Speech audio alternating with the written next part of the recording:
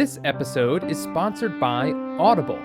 Stick around to the end to learn how you can get a free audiobook. Okay, here we go.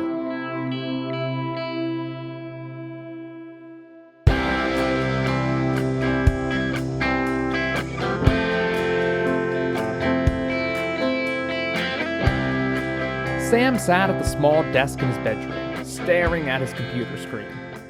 He tried to ignore his friends and concentrate on his work, but to say they were being intrusive was an understatement. His right arm tingled in a pulsing pattern for no reason. His left ear felt warm, then cool, and kept switching back and forth. If he wanted to ignore it, he could, but he was beginning to feel like a pinball machine of sensations. Various tingles and the like bouncing around his entire body. Sam finally broke and spun around slowly in his chair, opening fully to their presence. A crowd of people stood before him, filling the tiny space to capacity. It looked like he was hosting a Halloween costume party in his bedroom, but his partygoers were all semi-transparent and invisible to all except him. "Dear, please listen to us," Betty said, her hands in prayer. She was dressed like a pilgrim or a Quaker from the colonial period. Black and white dress with a bonnet. "Right, hear us out, lad," Ewan said, a Scottish warrior.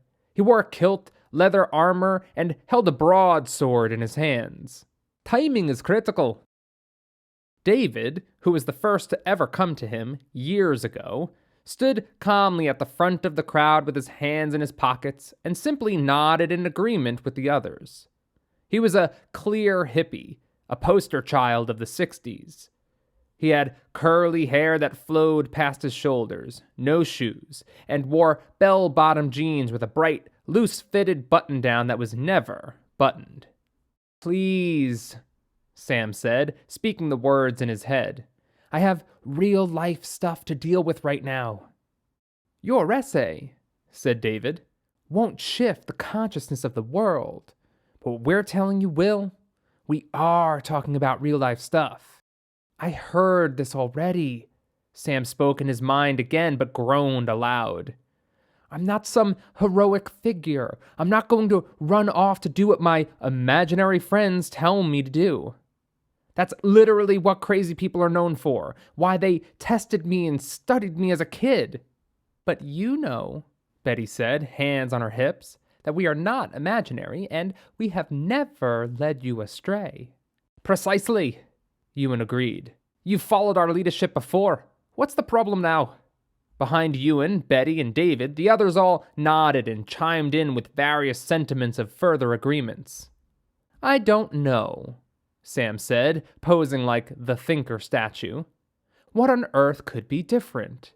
Before now, you gave me advice on how to look at things differently or directed me towards books I'd love, how to be happier, and now—" "Sometimes," David said, "we must answer a call beyond what we planned for, beyond what we expected.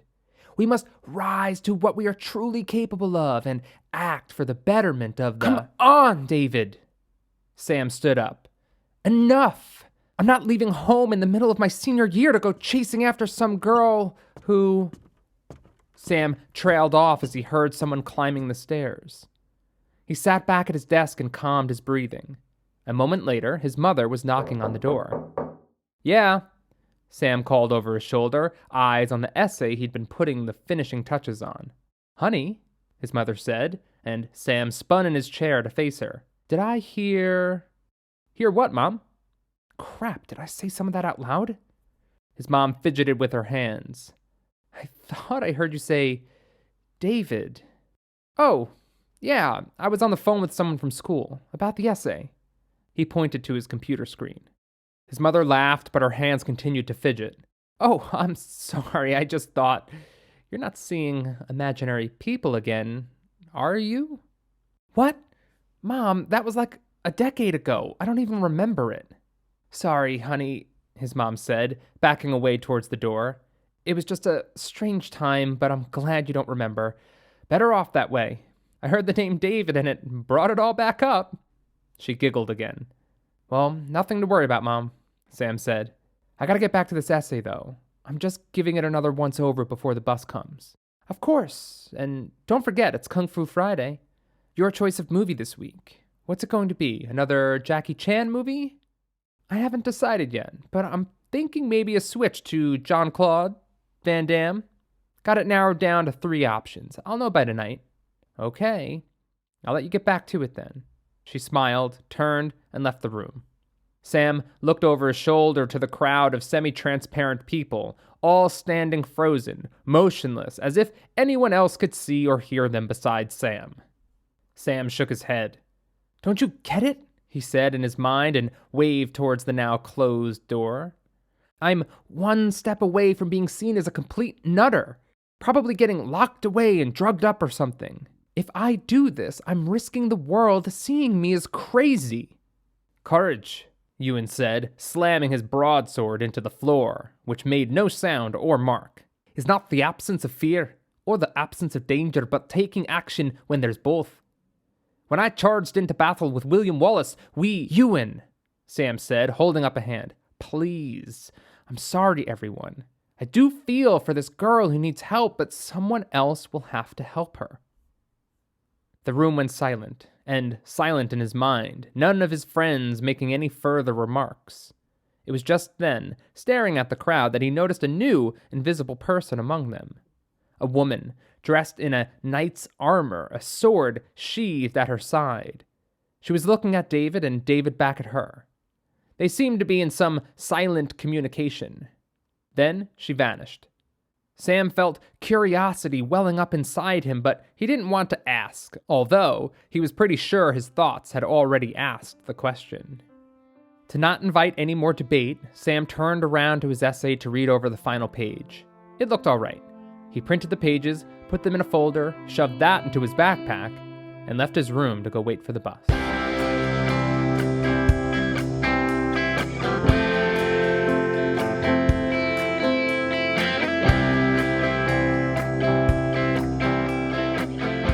On the bus to school, Sam sat alone, threw his hood up, and closed his eyes. Things were never too rowdy on the morning ride, and sitting with his hood up stopped anyone from starting up a conversation. Anyone alive, at least.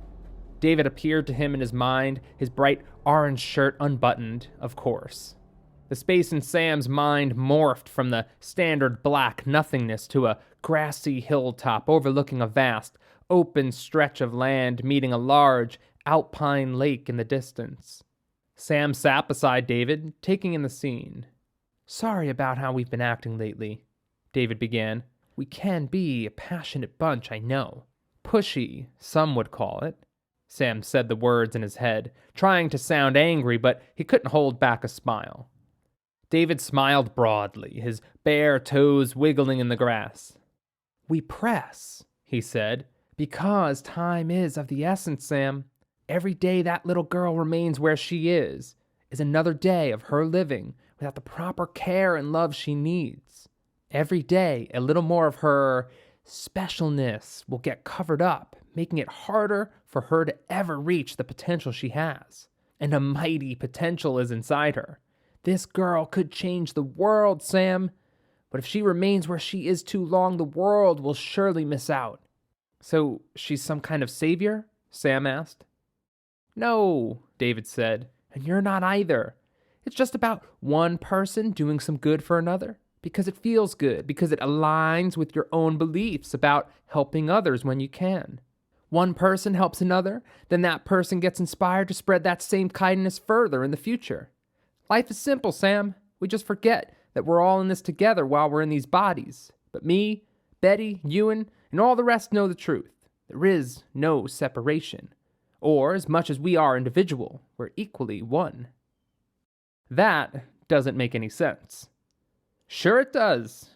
You're a snowflake, unique, individual. But you're still snow, too. The same as all snow. Sam sat in silence, looking out over the beautiful scenery. The sun was setting behind the mountains in the distance, but it also hadn't moved. The perks of creating in this mind space, this energy realm, was that a never-ending sunset was possible. And yet, simultaneously, Sam was quite aware of the bumps of the bus ride and the other teens talking around him. "Sam," David continued, "do you believe that myself and the others have helped you?" "Well, yeah," Sam spoke without hesitation. "I know all those years ago was weird with my mom sending me in for tests and all, but you helped me understand and get through my dad just leaving us before that. Now, imagine if we weren't there to give that support." Sam looked at David, for some reason startled by the idea. "I don't know," Sam said. "I was really upset when he left. I remember that." Try to imagine what the experience would have been like. Where you would be today. Sam really tried. He closed his eyes, pausing to make a quick note about how weird it was to close his eyes in his mind when his eyes were really closed on the bus too. Then he thought.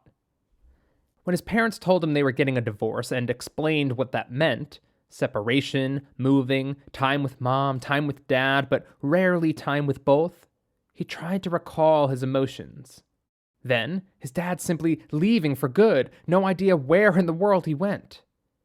The feelings of that time swelled in him as they had within his 8-year-old self. David had appeared to him a few months earlier, but if David wasn't there during that time, Sam knew exactly where he'd be today. "I wouldn't have been able to get over it," Sam said. "Not on my own. I wouldn't have found the understanding for my dad's actions. The best word I can come up with is guarded?" "Exactly," David said. "Guarding your heart can protect from hurt, but it also blocks you from ever feeling truly good, which then blocks you from ever giving all your goodness back to the world. This is what this girl is facing now, and she's even younger than you were. By the time she understands her experiences as a child, she'll have put up such guards that she may have rendered herself invisible to the world." Sam shook his head. He knew he hated this idea, knew he hated leaving this girl in whatever situation she was in. David and the others still wouldn't fully explain that. But at the same time, to go off unannounced? The fear of being sent back to the doctors and getting trapped in some psych ward filled him. "I can always talk my way out of it," he thought, "just like I did last time. We're simply offering you an opportunity, Sam. Not guilt, not shame, but an opportunity to live how you desire to live. It's your choice in the end, and I promise, whatever you decide, you will hear no more about this from us." "Enough, David," Sam said, projecting anger, but then smiled. "I'm already convinced. I'm in. What do I need to do?" David whooped. Suddenly, the grassy hilltop they were sitting on was full of all his invisible friends. Betty was dancing with Ewan in a weird blend of dances that echoed each of their different histories and different cultures, but it worked somehow. The bus pulled up to the school, and Sam opened his physical eyes, smiling to his fellow students around him. Most just looked back with a tired, confused glare, unaware of the dance party happening in his mind. Sam stepped off the bus, but his next steps led him away from the school to where David directed him. He was off to go catch a train.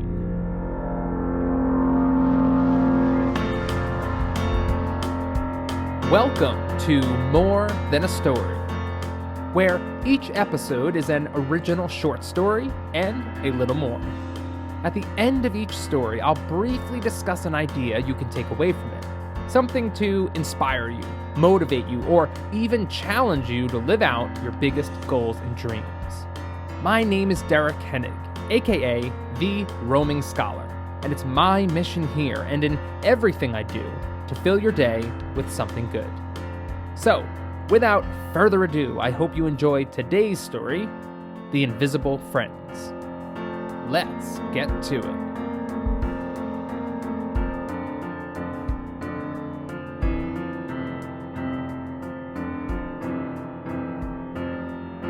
To set his plan in motion required 2 Ubers.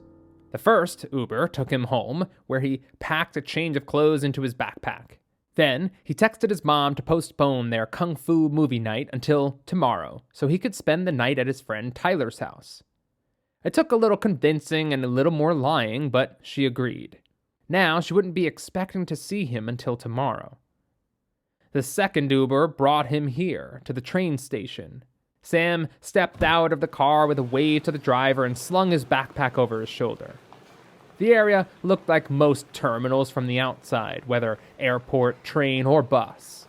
People coming and going, dropping off and picking up, hugging and handshaking, waving and kissing. Inside is where things took on the particular appearance of a train station. The floors were tiled in geometric patterns of red, blue, and gold. The ceiling was high with wood beams crisscrossing along it, the gaps between the beams painted in similar patterns as the tiles below. Large windows, almost floor to ceiling, covered the walls. That, along with wide, flat chandeliers, provided a golden glow to the space. Sam walked down the terminal towards the ticket booth. A sea of invisible friends trailing behind him, passing through objects and people without being bothered or doing any bothering either. Sam stood back from the line, inspecting the departure times and destinations displayed above the ticket windows. "So, which train?" Sam asked. "Not sure," David said. Sam looked at him and rolled his eyes. "Come on, enough of the games. Which train?" "Honestly, dear," Betty said, "that's just not how it works. If it was that easy, you could just hop on the phone, call in a tip. But places and times don't really mean much to us anymore. We may appear to have eyes, but we don't see the way you do. We feel." "Right," Ewan added. "As it were, we're not really talking either. You got that brain of yours to take what we're emitting and decode it into terms you understand. It's all about the energy of things," Betty said, "not their physical attribute." How had he not known this? I guess I never needed help like this before, he thought. It was always just advice or hints, nudges. "Huh. So, how do I get where I need to go?" Sam said. Suddenly, images flashed before Sam. The ocean, which could be somewhere here in Los Angeles, a harbor, large, steep hills, homes packed close together, a giant red bridge. "Got it," Sam said, and he stepped up to wait online. He reached the ticket window. "One ticket for the 9:28 to San Francisco, please." Sam handed over his credit card and began looking around. He had the weird feeling that, even though he was legally an adult, police were going to suddenly arrive at his side and demand they call his mother, take him home. "Here you go," the man said, handing Sam back his credit card along with the ticket. "Feel free to wait back in the atrium. The train will board on track 4 in an hour." He pointed to a walkway to Sam's right. "Have a good journey." On the train, Sam sat by the window, pulled his hood up, and closed his eyes. As his physical eyes shut, he found himself instantly transported. Harsh wind blew against him on a snow-covered mountainside. Not quite a cliff, but a very steep slope. He was wearing a snowsuit, helmet and goggles, as a harness connected him to a rope that was anchored into the rock. Betty was harnessed on the same rope as Sam's, behind and below him. David and Ewan were tethered to a second rope running parallel to theirs. "So, what's our plan?" Sam yelled over the wind. "Simple," David yelled. "Track down the girl and her mother. Find out where they're living. And alert the authorities to the location of 2 missing persons." The wind on the mountainside began to slow and then dispersed. Together, they all climbed up the mountain, clipping in and out of the rope at the points where it was staked into the rock. "Wait," Sam said. "I don't understand. If it's just a matter of calling in a missing person, why do I need to be there? And why are they missing to begin with?" "We can find her more directly and easier if you're there," Ewan said. "And she's missing by choice in a way," Betty said. "It's a bit delicate of a situation, so requires more finesse." "What do you mean?" Sam said. "She suffers from PTSD," David said, "and paranoid schizophrenia." The wind began to kick up the snow at their ankles. Sam paused his climbing to take in the information. Schizophrenia. Exactly what they were testing him for when he was a kid. "It's different, Sam," Betty said, putting a hand on his shoulder. Sam turned around, facing her. "She really needs help. Believes that enemies from the war are hunting her and her daughter. Ran away from her hometown," David said, but the grandmother is looking for them. She searches knowing her daughter's condition, knowing something is wrong. All you need to do, Betty said, is alert the authorities of a missing woman and her child, giving them her real name. That will connect them back to the grandmother who can take care of both of them, and she wants to. Timing will be critical, Ewan added. If she sees the authorities coming, suspects it, she'll disappear again. Another reason why it's best if you're there, Betty said. Finesse. The wind on the mountainside remained steady, but not as harsh as it was when Sam arrived, and they all resumed their steady climb. If this woman really was struggling with her visions or her paranoia, then getting her the help she needs was a good thing. It was, as they said, different from what Sam could see and hear, different from what he experiences. It was different. Sam looked up the mountain, trying to see the top, but it was capped with fog. Then it hit him. Why did you bring me here? Sam said.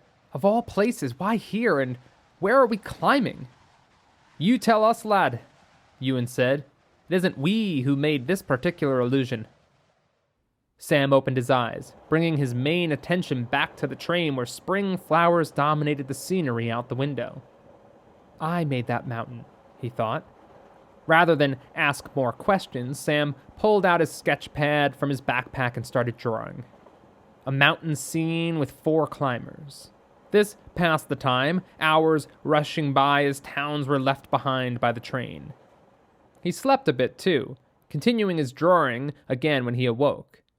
6 hours later, which felt much quicker, the train was slowing down and they were pulling into the San Francisco station. He took one last look at his drawing before stashing it away in his backpack. All around, the passengers were doing the same, gathering their bags, suitcases, and even their children. Everyone moved towards the doors before the train was fully stopped. Sam stayed in his seat, looking out the window at the station. A crowd of people waited to board the train, but littered throughout were a dozen police officers, their eyes on the train. Sam's heart skipped a beat as he knew they were there for him. David and the rest didn't argue the thought. His mom clearly didn't trust his text about staying over at Tyler's house tonight, probably due to his outburst at David that morning. Crap, he thought. How am I going to get out of this? Can they even stop me? Sam said. I'm 18. If your mother is claiming you're mentally unfit, Betty said. Yes, I think they can, or they will. Sam thought. Either way, I'm going to be sent to see some doctors again, so... We charge on, Ewan said, finishing Sam's thought, standing in the aisle of the train, sword brandished. We charge on, Sam said, putting his backpack on both shoulders. Then, the train's doors slid open throughout the train.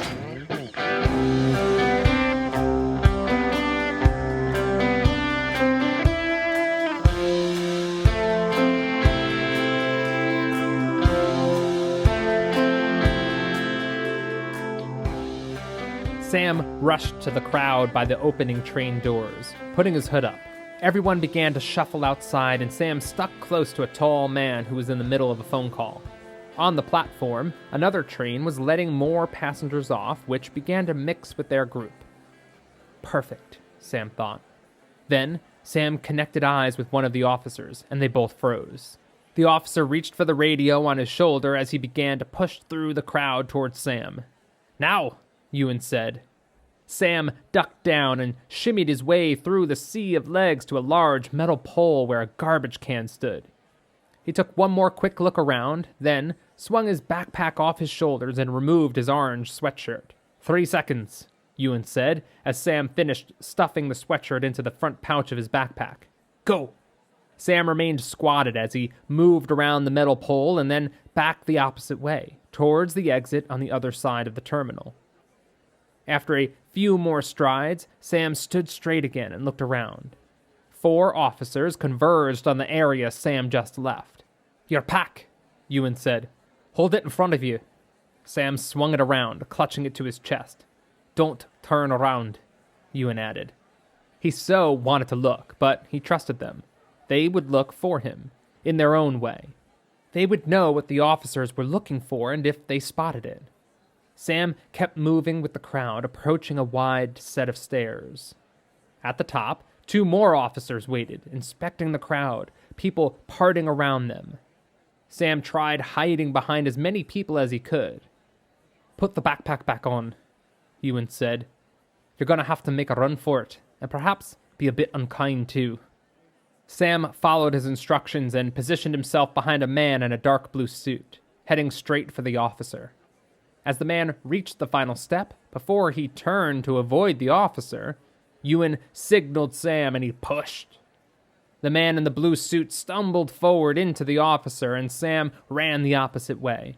He kept running, taking turns at Ewan's direction until he had sunshine and a breeze on his skin. Yellow cabs were lined up outside, their drivers talking to the people walking by, trying to sell them on a ride. Sam raised his hand up to one of them. The driver, a black man with long dreadlocks tied back, met Sam with a wide smile. They both got in the cab. "Where to?" he asked. "Golden Gate State Park," Sam said, thinking of the only place he really knew of in the city. The driver nodded, and Sam leaned back into his seat, taking in the view of the city as it flashed by. The city was the definition of spring, with bright colors everywhere, from flowers to houses to the cars and trolleys.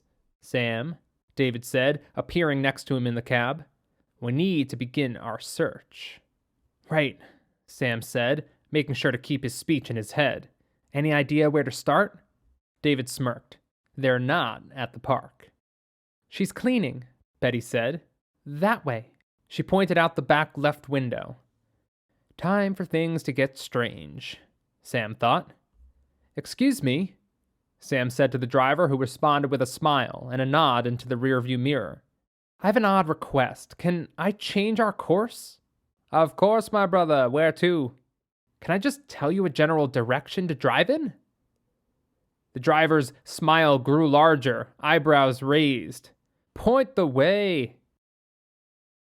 About 30 minutes later, the cab was driving down a beautiful, quiet neighborhood. All the lawns were immaculate, if you could see them at all. Some homes were tucked back, out of sight, behind metal gates and hedges. The rest had perfectly cut trees and bushes, flower beds and fountains, and the homes. Wow, the homes. Sam had never seen ones like this up close, only on TV or in movies. The road sloped upward gently and curved around in long loops. "Here," Betty said, who was now sitting in the front seat of the cab. "We wait here." "Stop here, please," Sam called to the cab driver, who obeyed the request, as he'd done all the others, immediately and without question. The cab driver just looked around, wide-eyed, his breathing growing softer and quieter as he pulled the car to the curb. And then they waited. The cab driver received and responded to several texts, while Ewan hummed a tune only Sam could hear. "Any moment," Betty said. "We'll get eyes on her and the daughter, too." Another minute ticked by, the taxi meter keeping time as the price of the ride grew.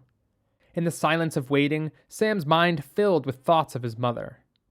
Sam's mental state must have come into the picture if the police were able to find him in 6 hours or so.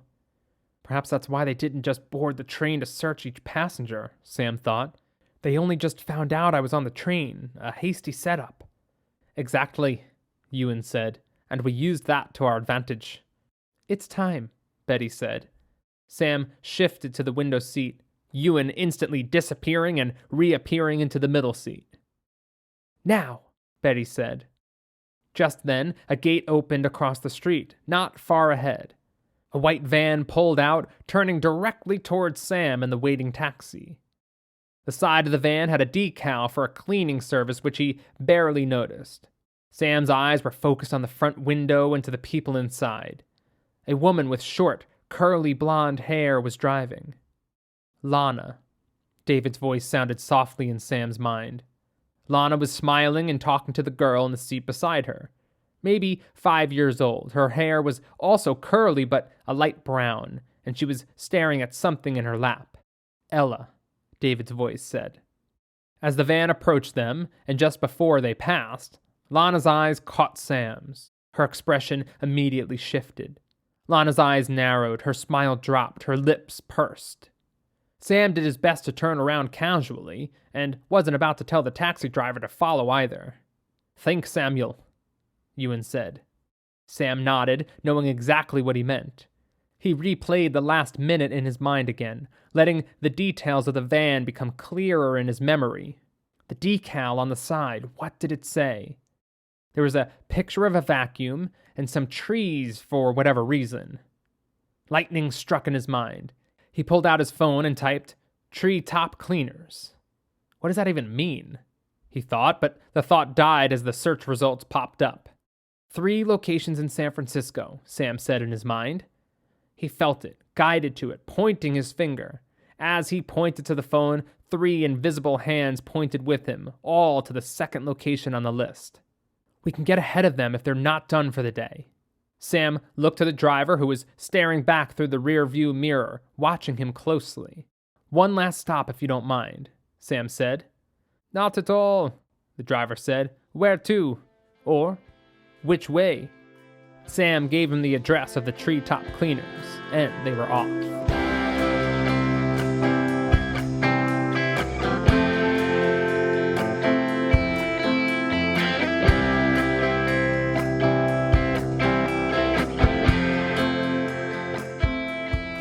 Sam was scrolling through his phone on a web page that didn't take him long to find, plastered with pictures of 2 people, Lana and her daughter Ella. The page was dedicated to their story, their missing persons report, and pleas for tips on their whereabouts, all set up by Ella's grandmother, Lana's mother. All the information Sam needed was on there. The cab came to a stop, and Sam picked his head up from his phone to see the sign for the treetop cleaners. He thanked the driver, paid him with his credit card, and got out. There was a fenced-off parking lot, where they kept the cleaning vans, to the side of a little office made from a couple shipping containers. Sam could see a few people working at desks inside through the front windows. The sun was getting lower in the sky, and it appeared that he beat Lana to the location. Perhaps she indeed had one more house to clean. Sam called the police to report a tip about a missing person, Lana Lobel, and her daughter Ella. He gave his location, where Lana would be returning shortly. They thanked him for the tip and said an officer would be on their way. He hung up the phone and sat down on the curb of the parking lot. An ease flooded over him. It was an eventful trip, but he did it. Soon, the police would arrive, hopefully timed right, and they'd take Lana and Ella in to reconnect them to Ella's grandmother. He still had to contend with his mother when he got home, but after this whole experience, he wasn't afraid of that anymore. He just located a missing person in a day. No one could convince him he was crazy, and he didn't care if they thought he was. A police car pulled into the lot of the treetop cleaners, and Sam's heart pumped a bit faster. They responded fast. Good, he thought. He got to his feet and walked over to the car. The officer rolled down the window. "I'm Sam," he said. "I called in the tip." The officer looked at Sam, over to her partner, and back to Sam. "I'm Officer Fawcett," she said. "Can you tell me more about the situation, Sam?" He shrugged, looking over his shoulder to check for any incoming vans, then re-explained everything he said to the 911 operator. "Right," said Officer Fawcett. "Looks like we need to wait a bit. It's getting a bit cold. Why don't you hop in the back and we can wait for them to arrive?" As she said that, Sam felt a shiver, the cold air of the approaching night moving through him. "Okay," he said, and opened the back door. Sliding into the back seat, the cage between him and the officers up front was a weird sight. As he closed the door, he knew he shouldn't have. He wasn't paying attention. He looked for his friends and they were all around, but it was too late. Their expressions told him that. They must have been shouting the chill up his back. But if he's not paying attention, if he's not focused, he won't hear them. "You're not here for my tip, are you?" Sam said. "No," Officer Fawcett said, looking back to him, not smiling. "Sorry, Sam. We're here to bring you back to the station and back home." "The taxi driver," Sam said. "That's right," she said. "I'm 18, though. Something you could take up with the courts if you'd like, but for now, we got orders." Sam tried to convince her to take his other stories seriously, but his own report was citing possible schizophrenic delusions. Her calm tone and eyes showed genuine care, but she wasn't going to follow his tips. Officer Fawcett turned the car around in the parking lot and made for the exit as a cleaning van was pulling in. It was them, Lana and her daughter Ella. Again, Sam tried to convince Officer Fawcett to stop, but she kept rolling past. Sam's eyes caught Lana's again. Her eyes were wide and alert. She knew, or at least would suspect, that Sam was following her. The fact that he was getting carted away in a police car would not hold well in her interpretation of the scene. Sam knew that she would run again. Tonight would be Lana and Ella's last night in San Francisco. The next few hours, Sam lived out in a sort of haze of disbelief. His brief feeling of success leaked from him in an instant, failure invading his mind and body like a cancer. His friends were there, but silently, merely offering him comfort. It helped, but only a little. There was the phone call with his mother when he got to the station, in which Sam spoke very little, but ached at the pain she was feeling more than he feared the inevitable visits to the doctors when he returned. He tried to explain it off as a moment of rebelliousness, but she didn't buy it. The conversation ended with the typical, "Happy you're okay, but this conversation isn't over." Then there was the news that he wouldn't be going home until the morning, as the next available train to Los Angeles wasn't scheduled until then. That meant spending the night in a holding cell. Officer Fawcett was good about it all. He had a private shower in the officer's locker room, and the holding cell was on its own and made more comfortable with blankets and pillows. It still felt like jail when they locked the door. Even if he could get out to go to the bathroom at any time, an officer standing by, it was still a locked door. Night fell, the lights turned out, and Sam sat on his makeshift bed in the cell. All the blankets couldn't make this place comfortable. Betty appeared next to him, and he could feel her energy like a hug. David stood beside him, hand on Sam's shoulder. Ewan knelt before them, sword laid down at his side. "I failed," Sam said in his mind, a ball in his throat. "No," David said. "You tried." Silence hung for a long time, and while focusing on his friends, for them to be silent was rare. They were there, though. He felt a bit better with that thought.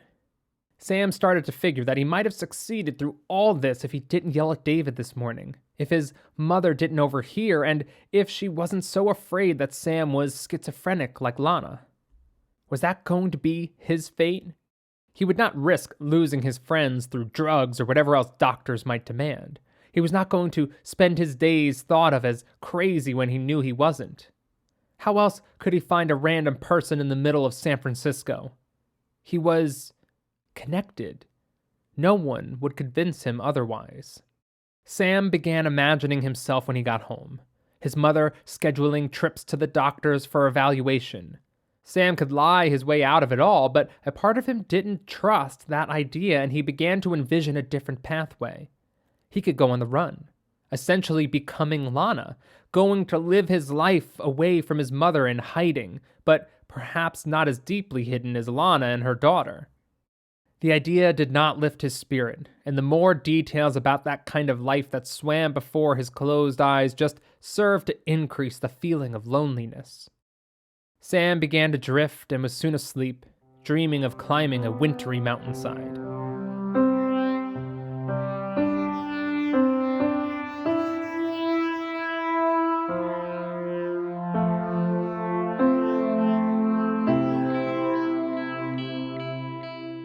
Sam had been awake for a few hours when Officer Fawcett came to the holding cell where he spent the night.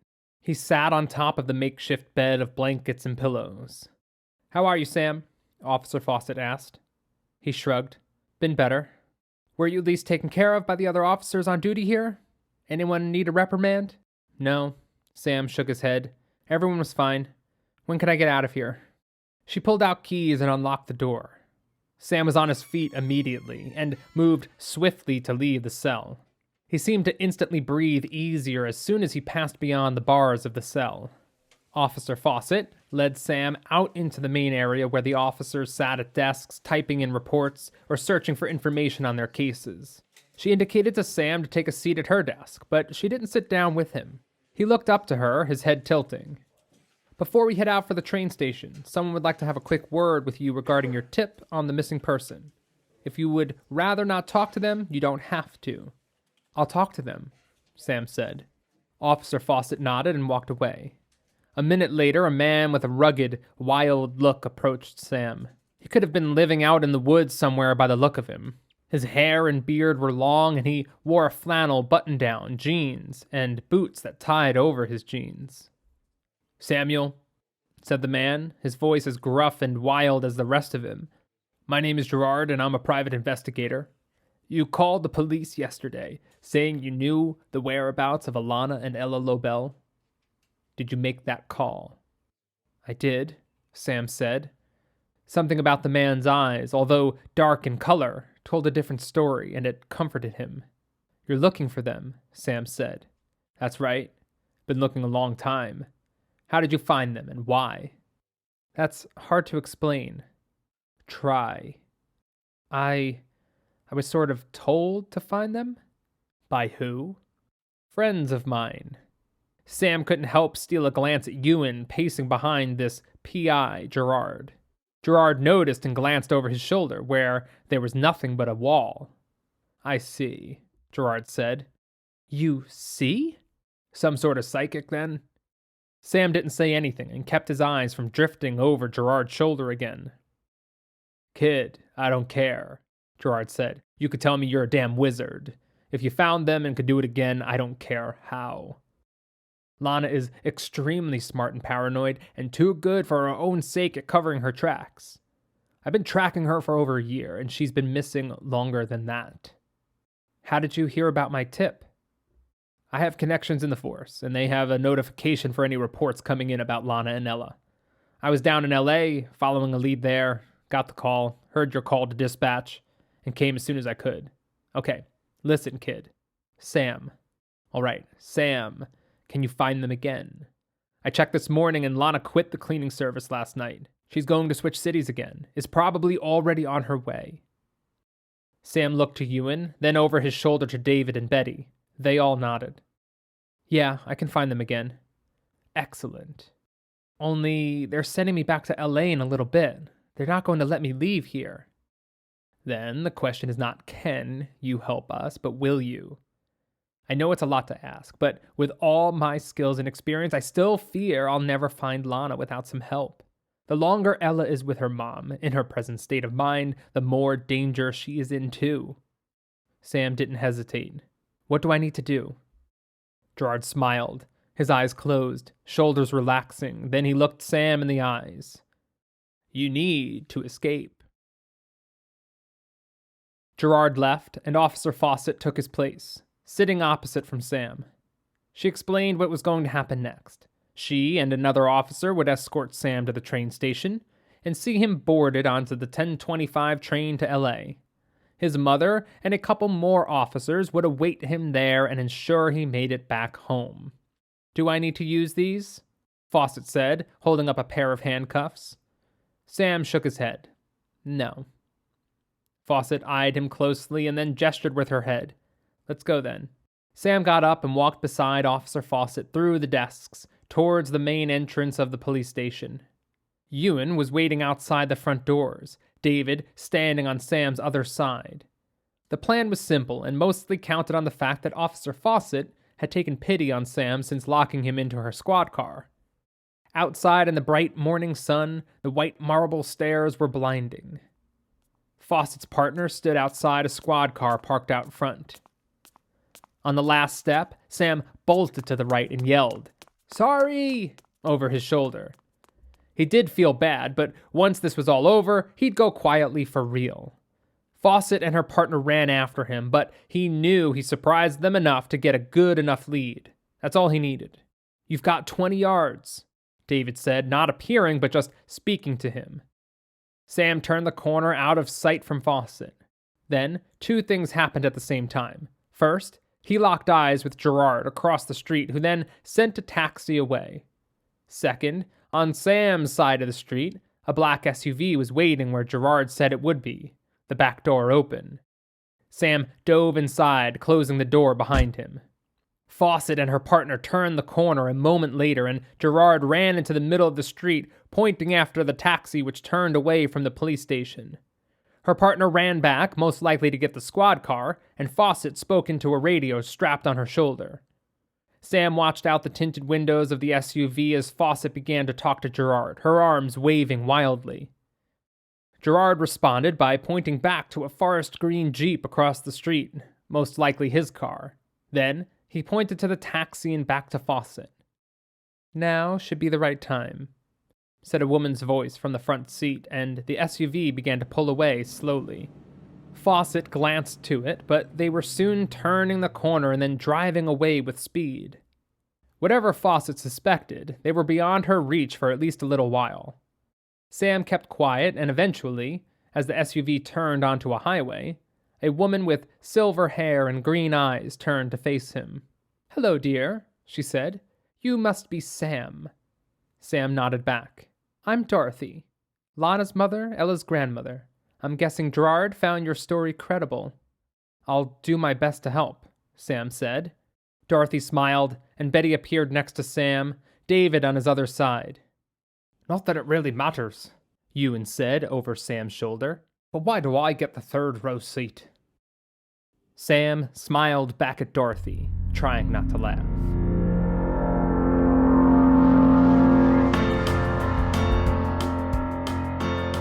Hey, I just want to take a quick 30-second break to tell you how you can best support myself and this podcast to keep these episodes coming. It's really easy. Share it with everyone you know, subscribe, and leave a 5-star review on your listening app of choice. Finally, visit my website to check out my online store and all the ways you can work with me, such as through my course, Design Your Life Like an Architect. Okay, thanks for your support, everyone, and back to the story.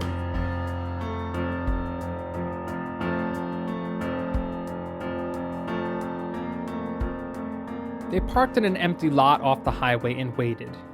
Dorothy asked no more questions, but just sat in silence, checking her phone periodically.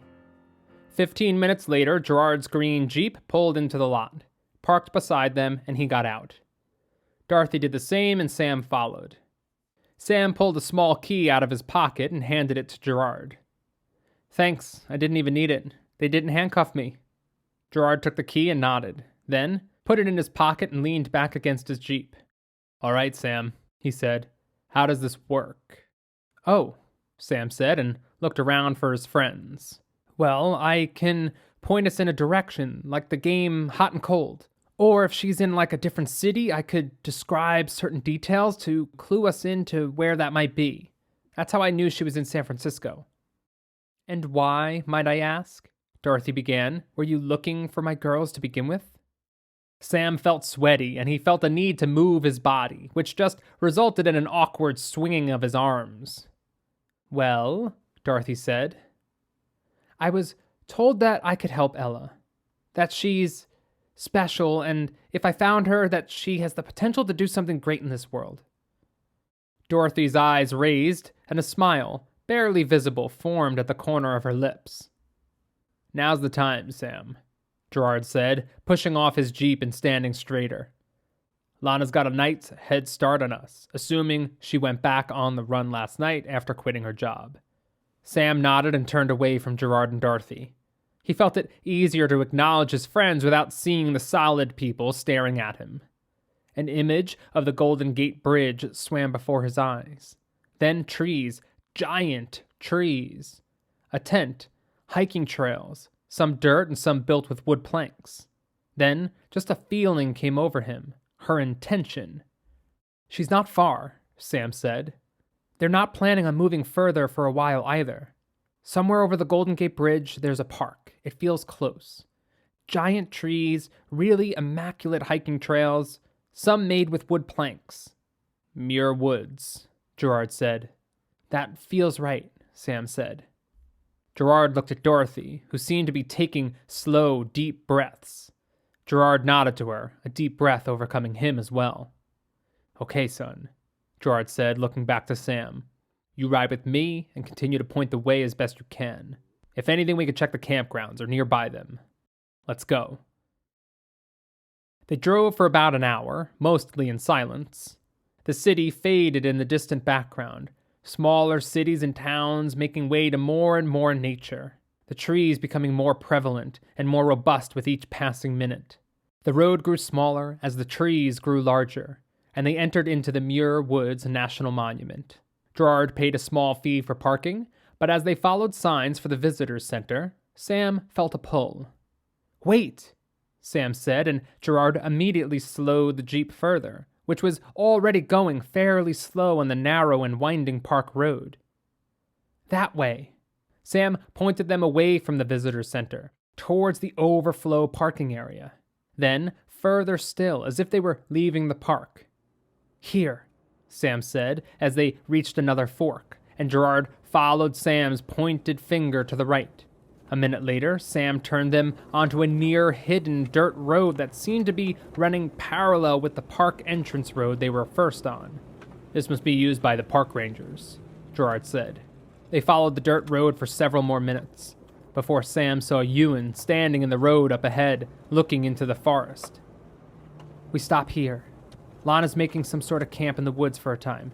Gerard obeyed, and he went to Dorothy's SUV parked behind them to fill her in. She'd wait with the cars.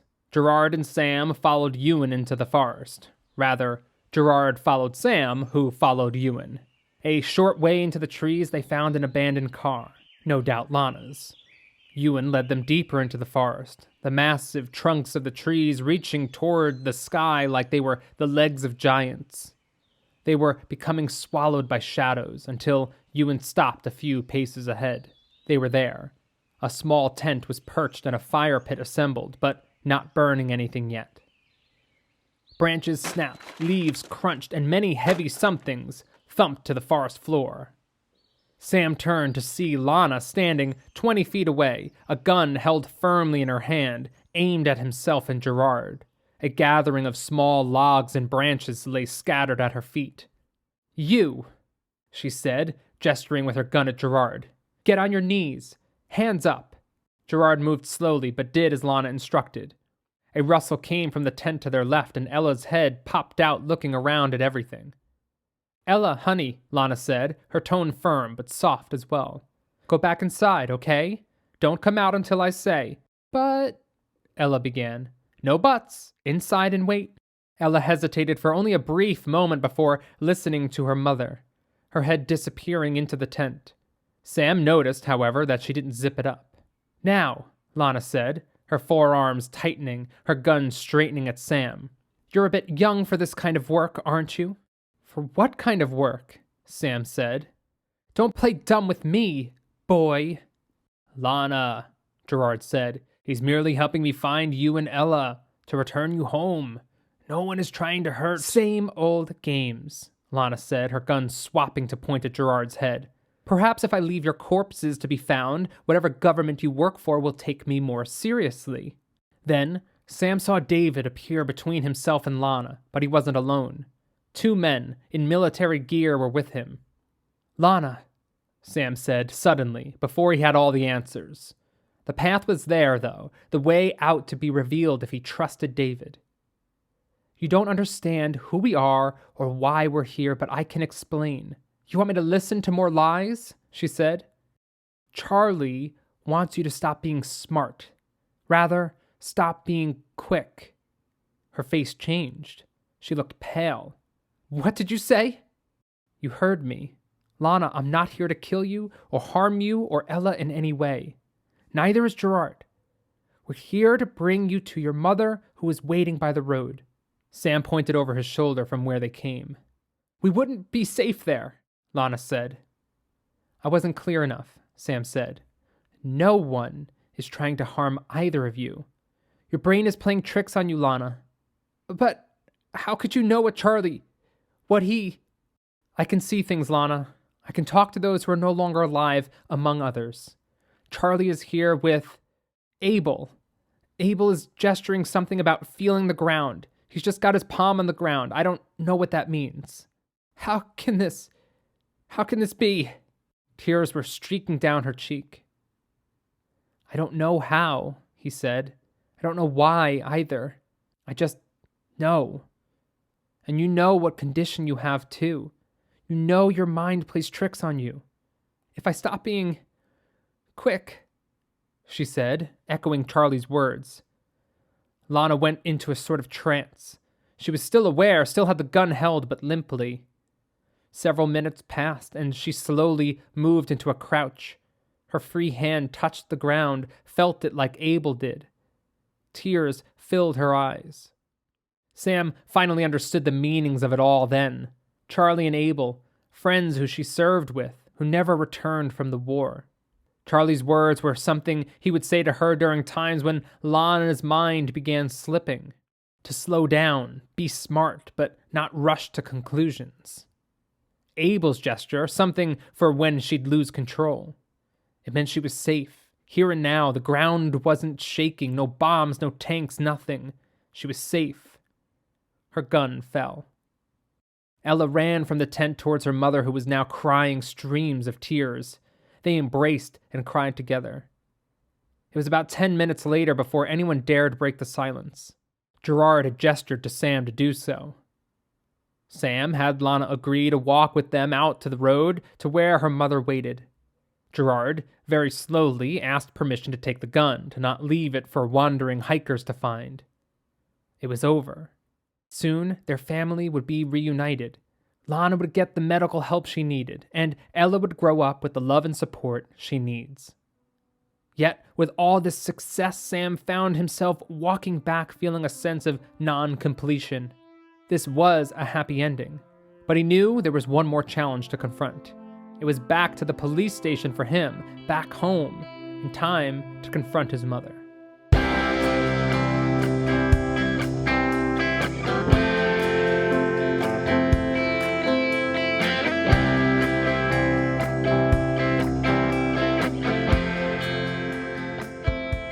When Sam arrived back home, things were awkward and tense.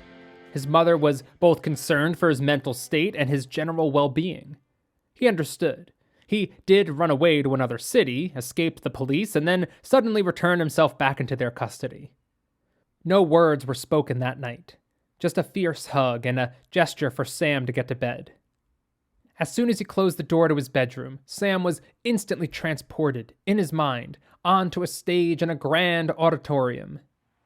His friends filled the audience, along with 100 others who he never met before, and they immediately erupted into a rousing, standing ovation. The feeling of love and appreciation gushed over him, tears filling his eyes. Suddenly, David was next to him, hand on his shoulder. "That was a job well done, Sam," David said. Sam smiled. "Thank you." "And I also wish to thank you," said a woman on his left. She smiled and gave him a curt bow. It was the same woman that he saw having a secret conversation with David the morning they convinced him to go on his journey, dressed in the armor of a knight, a sword at her belt. Sam looked to David, his eyebrows narrowed, his mouth in a smirk. Then, when he turned back to the woman, she was gone. "Who was that?" Sam said to David. "She's a guide for Ella," David said, and Sam felt awed by the idea. "You didn't think you were the only ones with friends, did you, Sam? Most can't see, but it doesn't mean we're not there. In fact, someone's always there." The rest of the week, the tension between himself and his mother built. Sam refused to see a doctor, and being 18, he was able to hold firm to this choice. The alternative would be for his mother to seek control by proving him mentally unfit. It seemed a line she was not willing to cross, at the moment. So, they were at a standstill. Sam refused to make excuses, refused to deny his friends, and his mother could not bring herself to accept it as real. He could, of course, try to prove it to her, summon some relative of theirs, but his mom would just see it as a trick. She could be given all the proof and would not see it. That Friday, exactly a week since he went on his adventure, Sam and his mother were in another argument after school.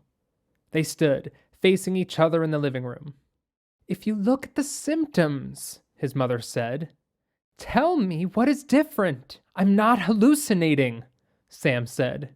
I don't understand why you can't hear what I'm describing to you. You're missing. They stood in silence for a moment, and then his mother went to the door in a huff. Soon she came back. Someone's here for you. Sam made his way to the door where Lana stood waiting outside. He opened the door and Lana met him with a warm smile. Hello again, Sam, she said. Or, really, it feels like hello for the first time in my case. You're feeling better? Sam asked. Yes. It's a bizarre feeling, though. It's like I just woke up from a very vivid dream. How's Ella? Lana smiled broader. She's amazing. Loving her grandma's house. She'll start school next week and is very excited. This is all thanks to you. I just did. Please, she interrupted. Very few people could ever pull me out of that dream state. Times when I'd feel the world conspiring against me, or times I'd feel danger was everywhere. Those delusions made sense a bit when I was overseas in combat. It wasn't until I returned from my tour that I was officially diagnosed.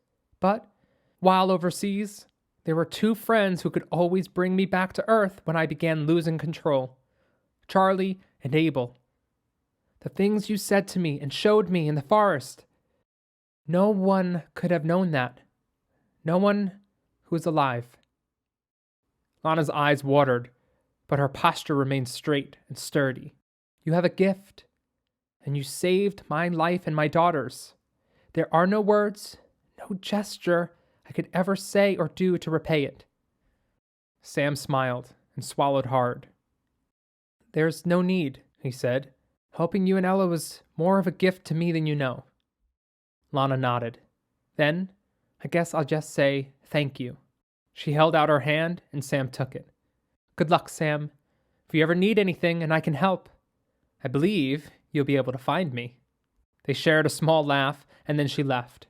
A black SUV waited for her at the curb. Sam waved and closed the door. When he turned around, his mother was there.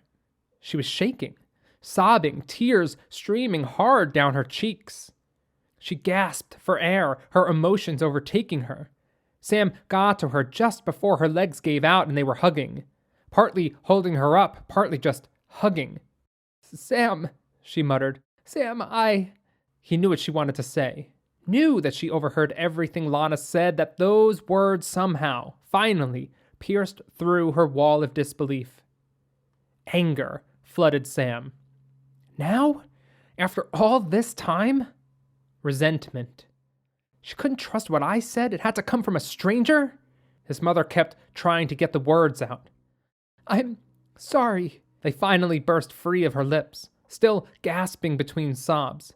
I don't understand, but I'm sorry. His anger, his resentment was justified. He knew it. It was righteous in a way, deserved. Yet, he began to battle with his true desire. 10 years, all he wanted was for his mother to believe him, to have no walls between them. Now she did believe, and it became clear to him where his justified anger and resentment would lead them. Building walls. He fought for understanding, as David taught him back when his father left. Sam pulled his mom away so he could look into her eyes. She was gaining control now. Clearly sorry, clearly loves him and always has. What more could I want? He reasoned to himself. Mom, he said. Then he waited for her breath to become more controlled, for her eyes to see him here and now.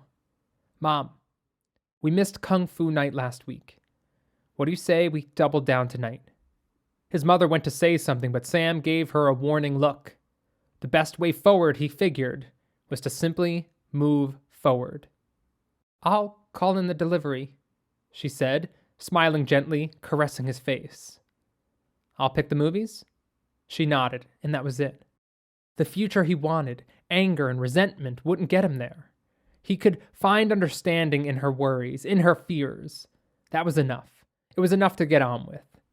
He winked to David, Betty, Ewan, and the others standing silently all around him. In many ways it was over. Struggles he'd been wrestling with since a child. And now his new life would begin. He thought of David's words about Ella's potential with her life, and he wondered what this whole experience had done to his own potential. Was that your intention all along? Sam asked David in his mind. At least partly? David smiled, turned away, and began whistling a made-up tune, hands behind his back, before disappearing from sight. The echo of his whistling remained happy, expansive, full of potential.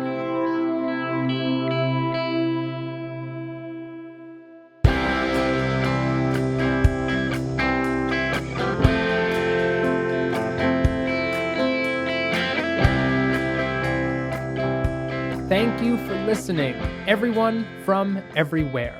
I hope it added a little something good into your day. Now, for our takeaway idea. This idea is quirky, kooky, mad, and crazy, but hopefully fun and funny all the same. As I write these stories, I don't begin with a takeaway in mind. All the ideas that come out or that I desire for the story are not about sharing something with you or even about saying something I want to say. It's all about my desires for my main character. What do I want for them? What do I want Sam to learn, to experience, to realize, actualize? I start with a character where they are at the beginning of the story and the ideas form around them to get them where they need to go, where I feel they need to go. They have history, personality, hopes, dreams, and fears. These characters become real to me, or real enough. You could say they become my own invisible friends. So, I thought I'd propose taking this idea a little further. Regardless of your beliefs, whatever they may be, I'd like you, I'll do it too, to spend this next month believing you are guided, like Sam, every day. But I want to go further than that. Let's make it more fun and more personal too. I want you to create your very own invisible friend. I told you this would be quirky, kooky, mad, and crazy. You might believe you are guided, and others might believe that idea is a load of crap. Either way, I'm going to encourage you to try this. If you do believe you are guided, then this is a way to take a grand guiding force and bring it closer to you in the form of a nearby invisible friend. For those who think this is crazy, it's an opportunity to insert a little play into your life. It can reduce stress and fear by getting your thoughts out of your head and imagining an extremely wise friend giving you the advice you need to hear. And again, if anything, it could be fun and funny. If you still have doubts, give me 2 more minutes to convince you. To recap, for this month, I'd like you to create an invisible friend. And I mean create them. What's their name? What do they look like, talk like, walk like? Are they wise in some areas but not much help in others? Are they funny, serious? Draw a picture if you can. Now for the not as easy part. Talk to them. Quirky, kooky, mad, and crazy. I like to journal my thoughts, so maybe I'll imagine a conversation with them there. Or perhaps you could meditate with them. Ask them questions. Let your mind wander to this external perspective outside yourself, and you will find different answers than you normally would. Should you listen to those answers? Maybe, and maybe not. If your invisible friend is something like the Mad Hatter, there could be wisdom in the words, or it could just be the tea talking. Napoleon Hill, author of Think and Grow Rich, wrote about creating a mastermind group. He describes the concept as aligning yourself with people who have similar goals or a similar purpose. Together, many minds create an even better and invisible mastermind. But finding these real people can be tough, so Napoleon Hill created his group in his head. He created this committee of people he respected from history and literally had a meeting with them every week, in his head. The idea for this month is to do just that, but have a little more fun by creating the perfect invisible partner for you. But hey, if you want to just imagine a historical figure, do that. The goal is to step out of our minds, which can get riddled with the stuff of the world, the fears, anxieties, worries, doubts, and more. Our mind can take on so much, but when it does, it can be hard to find clarity on the things that matter most. So step out and talk to this friend. If you're feeling bold, talk aloud if it helps. I'd say make sure no one is around when you do that. But hey, it could make this even more interesting. If your invisible friend starts telling you that the world is plotting against you, that secret forces are coming after you and your child, I'd put this exercise to bed. One last tip. It's hard to remember to talk to or seek advice from someone who is invisible. So, another crucial step is to create some tangible, physical reminder. A piece of string around the wrist, a sketch of your friend by your desk or in your wallet, a reminder in your phone to take 5 minutes with them, or 30 minutes once a week if you're like Napoleon Hill. Air your grievances, pour out your stressful or fearful thoughts, and let in a new perspective. Plot out your goals and dreams, and let this invisible friend encourage you. Point out the nonsense logic built by our fears. Let them be whatever you need. Good luck, and I hope you share your experience. Want to learn more about this concept of the mastermind in Napoleon Hill's book, Think and Grow Rich? Well, now you can with this episode's sponsor, Audible. Audible is full of audiobooks of every genre, podcasts, and Audible Originals. Thanks to their sponsorship, you can get a free 1-month subscription, including a credit for a free audiobook, by going to www.audibletrial.com/morethan-a-story. I've had an Audible subscription for years now, and I listen to books and Audible Originals while I'm at the gym, on a run, cooking dinner, and going on long car rides. I love using audiobooks to get me through some of the mundane tasks like grocery shopping too. I get done what needs to get done, all while listening to something like Think and Grow Rich by Napoleon Hill. Again, to claim your free 1-month subscription and audiobook, just go to www.audibletrial.com/morethan-a-story. That's www.audibletrial.com/morethan-a-story. The link is in the description of the episode as well as displayed on my website too. That's all, my invisible friends. Please consider sharing this podcast, subscribing, and writing a review on your listening app of choice. It means a lot and does make a difference. Don't forget to follow me on social media to discover more behind-the-scenes details, links in the description, and check out my website for some more goodness. All right, see you all next month.